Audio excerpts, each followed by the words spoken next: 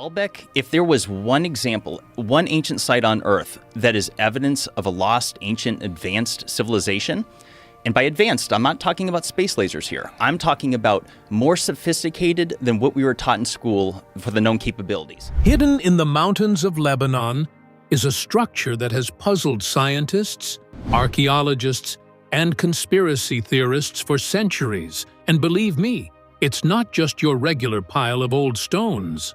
This is Baalbek in the Lebanon. Each of these 3 blocks weighs 900 tons. And it's extraordinary the way they're built into a wall and raised 30 feet above the ground. No, this is Baalbek, a site so massive and so impossible that some experts swear no group of humans, no matter how strong or advanced for their time, could have ever built it. Could Baalbek be proof that there was once a lost civilization with knowledge beyond our imagination?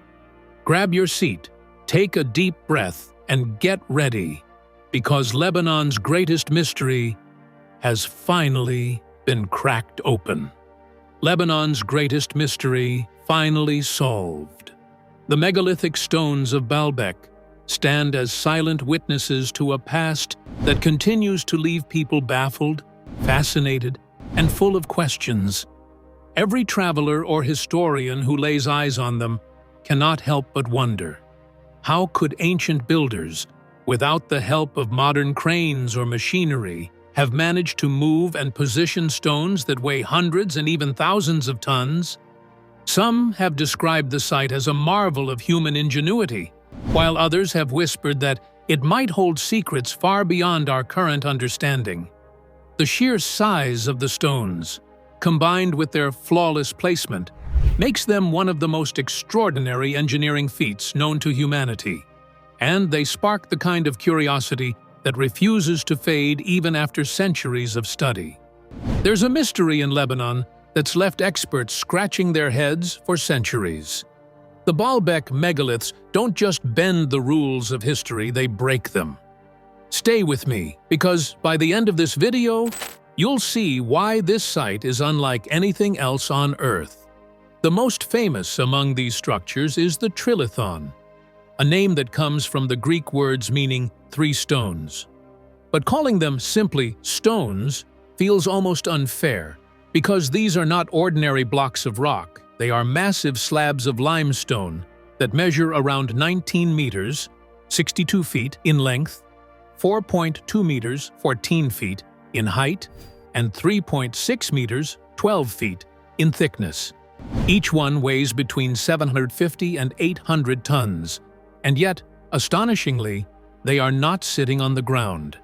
Instead, they are positioned about 7 meters above ground level, carefully placed with such precision that the gaps between them are so fine you can barely slip a sheet of paper through. Imagine the determination it would take not just to move such stones, but to lift and set them on top of already gigantic supporting layers that weigh around 350 tons each. Isn't it strange to think that something so grand and precise was possible thousands of years ago, long before modern technology even existed? But the mysteries do not end there. Just 900 meters away from the main temple complex lies the quarry where these stones were originally cut, and here the puzzle deepens. Within the quarry still lie several unfinished monoliths, as though the workers of that age had suddenly abandoned their project mid-task. The most well-known is the so-called Stone of the Pregnant Woman, a block that has become famous not only for its sheer size, but also for the legends that surround it. Measuring over 20 meters in length and weighing close to 1,000 tons, it is said to be the smallest of 3 gigantic stones that remain in that quarry. Imagine that. The smallest among them already outweighs almost every stone structure humans have ever attempted to build with. And yet, even this block is overshadowed by its colossal neighbors. In the 1990s, a second stone was rediscovered, known today as the Stone of the South, with an estimated weight of 1,242 tons. As if that weren't enough to stir disbelief, In 2014, archaeologists uncovered yet another, even larger block, the Forgotten Stone, measuring nearly 20 meters in length and weighing close to 1,500 tons. To put it simply, these are not stones one can just roll down a hill or drag with ropes. So how did the builders plan to transport them? Were they left behind because they were simply too heavy to move, even for the ancient engineers? Or could there have been techniques known to them, but lost to us today? The name Stone of the Pregnant Woman itself adds a touch of folklore to the enigma. Locals have long told different stories about its origin. One tale claims that a pregnant woman tricked townspeople into feeding her by pretending she knew the secret of how to move the stone. Another suggests that supernatural beings, pregnant jinn, were tasked with cutting and moving it. Some even say touching the stone could boost a woman's fertility. These stories might sound fanciful, but don't they also reveal something deeper? That people, even centuries ago, felt the same awe and confusion we do today, when faced with these massive stones? For modern engineers and archaeologists, the question has always been about logistics. How could stones weighing over 1,000 tons be transported across uneven terrain? Theories abound: wooden rollers, ramps, sledges, and capstans operated by hundreds of men. One researcher, Jean-Pierre Adam, even calculated that 512 men using pulleys and rollers could theoretically move a 557-ton block. But how could they lift it several meters into place? Others argue it would take 40,000 men to move such stones to the temple site. And even if that number seems exaggerated, doesn't it raise another question?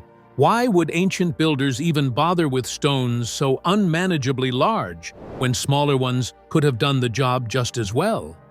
Perhaps the most perplexing part is that Roman writings about Baalbek, which they called Heliopolis, make no mention at all of these astonishing stones.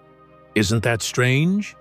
The Romans were known for documenting their accomplishments, yet there is silence when it comes to the trilithon. Does this mean the stones were already there long before the Romans built their temples on top of them?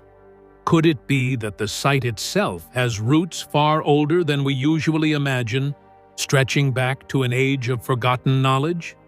Some think so, and this is why Baalbek often stirs not just historical debates, but also theories that cross into the mysterious and the unknown. Who built Baalbek? A timeline of civilizations. The megaliths of Baalbek stand today as silent giants that have seen countless civilizations rise, flourish, and eventually fade away. To truly understand who built them, one would need to journey back thousands of years, carefully piecing together a timeline where one culture replaced another, each reshaping the site in its own way. Archaeologists believe that human presence here dates back as far as 9,000 BCE, meaning people have been living on this hilltop for at least 11,000 years. Excavations have uncovered ceramics from the Chalcolithic and early Bronze Age, alongside architectural fragments from the Middle Bronze Age. This alone is fascinating. How many places in the world can boast such a deep stretch of human history layered in one single spot? Early on, the first settlers occupied the very summit of the hill, and much later, even the Romans carefully placed their altar exactly on that highest point, as though they too recognized the importance of what came before them. The site's name itself offers a clue. Many scholars think Baalbek may have come from the Semitic phrase Baal Nebek, meaning Lord of the Source, a reference to a well that lies not far from the sanctuary. Could it be that this well once made the hilltop a sacred place of life and abundance? By around 3200 BCE, the Phoenicians had established themselves at Baalbek, and with them came a spiritual and cultural flowering. They raised a grand temple dedicated to Astarte and Baal, the sky god whose name the city likely carried. Beneath the towering ruins of the later Roman Temple of Jupiter, traces of this Phoenician temple still remain. like hidden whispers of a forgotten world. Under Phoenician influence, Baalbek was not just a city, but a destination where pilgrims gathered to honor Baal-Hadad, the god of fertility, and Atargatis, the goddess of love and motherhood. Many researchers wonder if the colossal stones that Baalbek is famous for, the trilithon, and other enormous blocks that form the base of the Western Wall, might actually date back to this period. Although science has yet to settle this mystery with certainty, the possibility alone sparks the imagination. Could people living over 5,000 years ago really have cut, moved, and raised stones of such staggering size, some weighing hundreds of tons? And if they did, how exactly did they accomplish such a feat without the technology we take for granted today? When Alexander the Great swept through the region in 334 BCE, Baalbek entered a new chapter. He renamed the city Heliopolis, the city of the sun, weaving it into the wider fabric of Greek influence. Not long after, in 64 BCE, Pompey the Great brought it under Roman control. By 47 BCE, Julius Caesar had already made it a Roman colony, giving it prestige and connecting it to the heart of the empire. Then, under Emperor Augustus around 16 BCE, Rome launched its ambitious building program, and the sleepy hilltop began to transform into one of the grandest sanctuaries of the ancient world. Interestingly, the Romans did not erase what came before. Instead, they merged their Jupiter with the local god Baal, creating a powerful fusion deity worshipped as Jupiter Baal. Construction of the awe-inspiring Temple of Jupiter continued under Emperor Nero, and later, under Trajan, the sprawling courtyard began to take shape. Emperor Antoninus Pius added the Temple of Bacchus, while the Severan dynasty finally inaugurated the entire complex, which included the Temple of Venus, in the 3rd century. Imagine for a moment what it must have looked like at its peak: towering columns, shining marble, and pilgrims flooding the courtyards. Could any visitor standing before these temples have doubted that they were at the center of something divine? But history is never static. As Christianity spread through the Roman Empire, Baalbek's role as a pagan stronghold began to crumble. Emperor Constantine's conversion in the early 4th century brought construction to a halt, and soon after, Emperor Theodosius destroyed pagan idols, dismantled the tower altar, and converted the sacred grounds into Christian spaces. The once mighty Temple of Venus was transformed into a chapel, and the hexagonal courtyard became a church. Even the Temple of Jupiter was not safe from being plundered. Justinian, the Emperor of Byzantium, famously ordered 8 of its columns to be taken to Constantinople to decorate the Hagia Sophia. What does it say about Baalbek's magnificence that its stones were prized enough to be transported across empires to adorn one of the greatest churches of all time? By the year 637 CE, Baalbek fell once again, this time to Muslim conquerors. The temples, already repurposed by Christians, were transformed into a fortress, or kala, a citadel that gave the site its modern name, Kalat Baalbek. Over the centuries, the complex passed through the hands of different Islamic dynasties, each leaving their own imprint. The Umayyads, Abbasids, Tulunids, Fatimids, and Ayyubids all held it at different times, reshaping walls and towers, layering new stone upon ancient foundations. In this way, the site became a palimpsest, a place where one could almost read history in the stones themselves, seeing how every era carved its own chapter into the larger story. And so, Baalbek today stands as more than a ruin. It is a living puzzle, a place that has carried the spirit of countless ages. From the first settlers who saw the hilltop as sacred, to the Phoenicians who built their temples, to the Romans who raised their colossal columns, to Christians who consecrated it as a church, and Muslims who fortified it as a citadel, every group left something behind. Yet, one cannot help but wonder, who first lifted those gargantuan stones into place? Who decided that this hill would become a stage for gods, emperors, and conquerors alike? And why, after so many thousands of years, do these silent megaliths still hold the power to stir such awe and curiosity in anyone who looks upon them? Perhaps that is the greatest mystery of all. But mysteries always invite theories, and when it comes to Baalbek, the first question on everyone's lips is the most obvious one: how on earth were those stones moved? Stick around, because as we dive into the traditional theories, you might find the answers are just as fascinating and just as puzzling as the stones themselves. How were the stones moved? Traditional theories. For centuries, people have wondered about the incredible engineering secrets behind the massive stones of Baalbek, and scholars have gone back and forth trying to explain how such gigantic blocks could have been moved without the modern machines we rely on today. The most traditional explanation often mentioned is the use of wooden rollers and ramps, something that sounds almost too straightforward when one first hears it.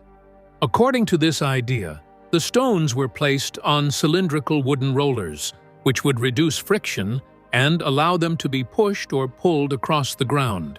On paper, it seems neat and simple, right? But as with many ancient mysteries, reality tends to complicate what looks easy at first glance. When experimental archaeologists tried to put this idea to the test, they ran into serious challenges. For example, Richard Atkinson, a well-known figure in archaeology, once attempted to move a replica Stonehenge bluestone using rollers. The moment the sledge was pulled uphill, it began to slip dangerously sideways, almost as though nature itself was resisting the method. In another case, a replica statue being transported in this way lost balance, tumbled over, and shattered. Such results made it clear that this wasn't a reliable method for long distances, especially when you think about the uneven and rocky terrain between the quarry and the building site at Baalbek. Could such delicate work really have been achieved with something so clumsy? Many started to doubt it. This led to another theory that leaned more heavily on the sophisticated technology the Romans were famous for. After all, the Romans were brilliant engineers, and they developed cranes and lifting machines that were far ahead of their time. Their basic crane, called the tripastos, used a simple winch, a rope, and a block containing 3 pulleys. From there, things got more complex. The pentaspastos had 5 pulleys, while the mighty polyspastos had 15 pulleys and 4 masts, and it was said that 4 men could lift up to 3,000 kilograms with it. Later, when tread wheels were introduced, these machines could manage up to 6,000 kilograms. The Romans even went further, building wooden lifting towers for truly massive loads, powered by both people and animals working together at capstans.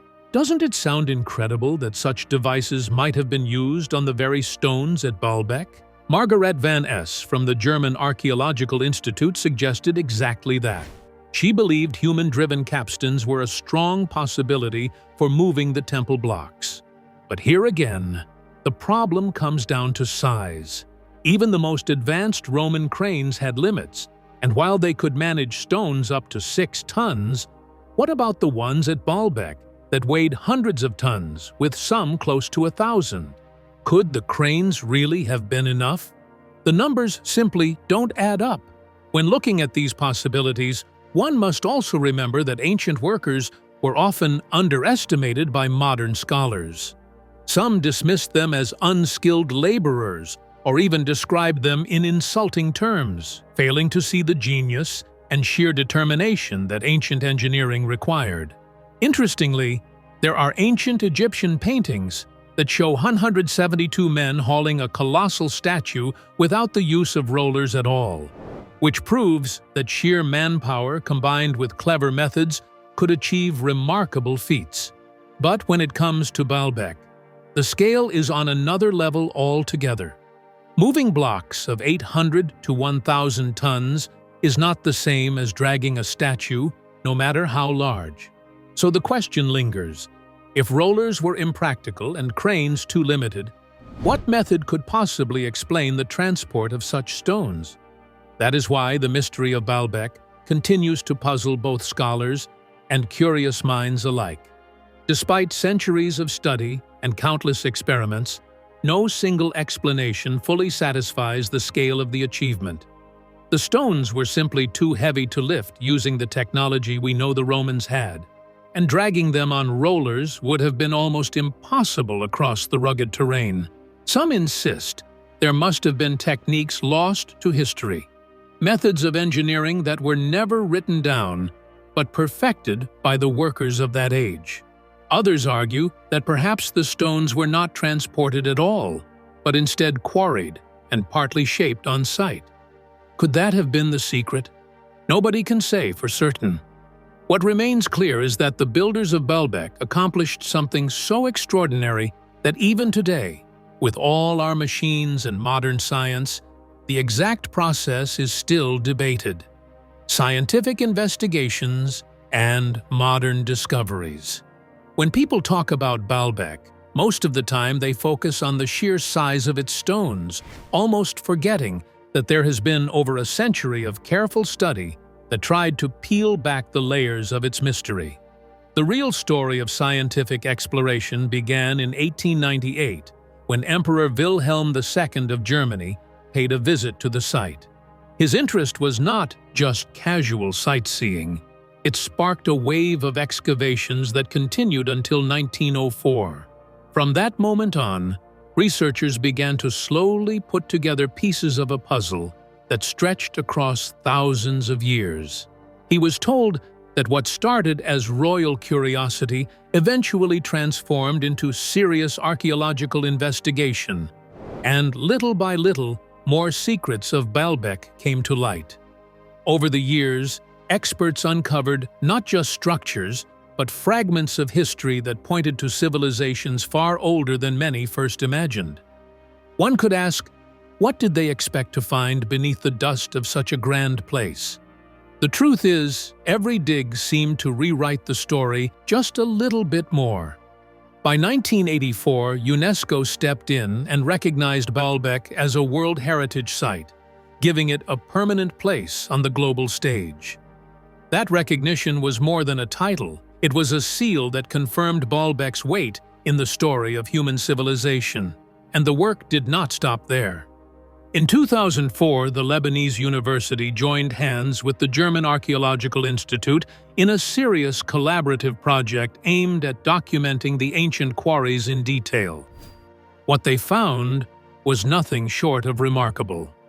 Among their discoveries were Persian pottery fragments marked with cuneiform writing, dating back to somewhere between the 6th and 4th centuries BCE. But the most surprising revelation came when the cleaning of the Temple of Jupiter uncovered signs that human settlement in Baalbek stretched back to the Neolithic period. Can you imagine how far back that goes? It meant Baalbek's story was not just about Romans and their grandeur, but about humans who lived there many thousands of years before. Digging deeper into the stones themselves, archaeologists noticed patterns that pointed to the methods used in shaping them. The German researcher Margaret van Es studied these megaliths and concluded that they were likely cut along natural fissures between rock layers. This was a clever technique that made it easier to remove massive blocks without breaking them. What makes this even more fascinating is that this same method appeared in other Roman projects, such as the famous Pont du Gard aqueduct in France. And then came 2014, when a discovery in the quarry stopped everyone in their tracks. They uncovered what became known as the Forgotten Stone, a colossal block weighing around 1,650 tons. People asked, why would they cut something so enormous if it could not be moved? Perhaps it was abandoned because it was too heavy, or perhaps it was meant to be used but never left the quarry. Whatever the case, its presence provided a fresh window into the techniques and ambitions of ancient builders. Another captivating detail lies in the blueprints themselves. It is one thing to see stones and ruins, But to see actual Roman architectural drawings etched right into the site is something else entirely. The German excavations of 1900 to 1904 were the first to publish these discoveries. Among the most striking was a blueprint carved onto the floor of the great courtyard. It showed a portion of the hexagonal courtyard's floor plan, and it was drawn to an impressive scale of about 1/12.6. For many, this detail was proof that the Romans were not just builders, but planners who thought carefully about every angle, every measurement, and every design element before placing stone upon stone. It raises the question, were these carvings just guides for workers, or were they symbols of pride, showing off the skill of the engineers? Perhaps the most eye-opening connection emerged when researchers began to examine Podium 1, the foundation beneath the 6 columns that still rise dramatically against the sky today. Detailed analysis revealed something startling. The style and techniques used in constructing Podium 1 were strikingly similar to those seen in Herodian architecture in Jerusalem. The similarities were not vague, they were precise. Both sites used alternating rows of headers and stretchers, and both displayed the same drafted margin stonework. Even the average course height matched exactly at 1.1 meters. Was this just coincidence? Or was there a shared hand, perhaps even direct involvement of Herodian builders in Baalbek? The answer is still debated, but the resemblance is too close to ignore. And it ties Baalbek's story to a much larger network of ancient construction traditions. Step by step, from Wilhelm II's initial visit to modern discoveries, the picture of Baalbek has grown richer and more complex. What started as a site admired for its massive stones has now become a living textbook of ancient history, carrying evidence from the Neolithic, Persian, Roman, and Herodian worlds. Every discovery seems to whisper a new question. Who built this? Why did they build it this way? And how much more lies hidden under the soil, waiting to be revealed?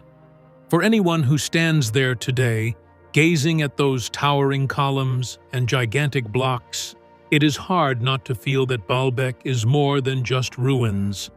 It is a mystery that refuses to stay silent, constantly reminding the world that history is never as simple as it first appears.